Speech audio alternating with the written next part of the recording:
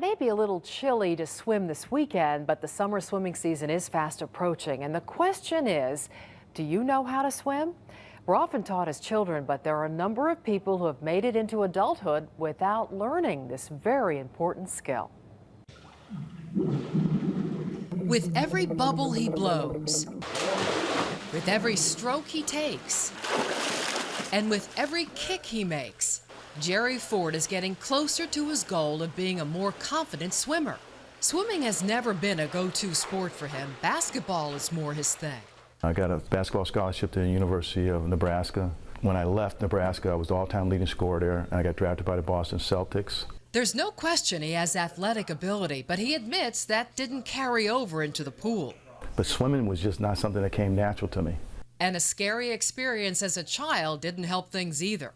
And one of my friends was swimming, and I kind of went down a little deeper and thought I was swimming, but I wasn't, and I started to drown. That was a traumatic event for me when I was, with swimming. Kind of set me back quite a bit. Business trips to exotic locations and family vacations offered opportunities to swim, but he opted out. I just said, I'm not that good of a swimmer, so I'm just going to sit and watch you guys, A couple of years ago, he decided he wasn't going to let these experiences pass him by any longer. Plus, I want to learn how to swim because, it's a good exercise. So he began lessons at the Rocky Hills School of Swimming. Heather Bevere is one of the school's directors. A big motivating factor for the adults that we have are a number of them are parents. Bevere says some of the adults they teach, like Jerry, bring with them fears that were born long ago. When they were younger, they may have had a bad experience. In order to build confidence, instructors here start with some basic skills.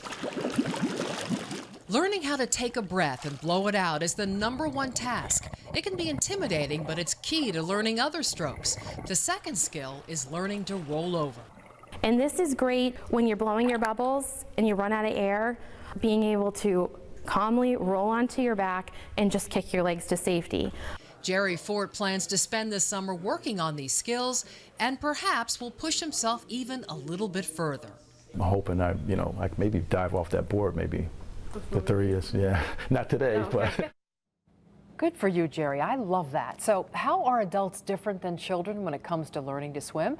Heather Bevere tells us that adults don't always have the same flexibility as kids, and their ability to learn to float can be more difficult, but you can still do it, so keep that in mind.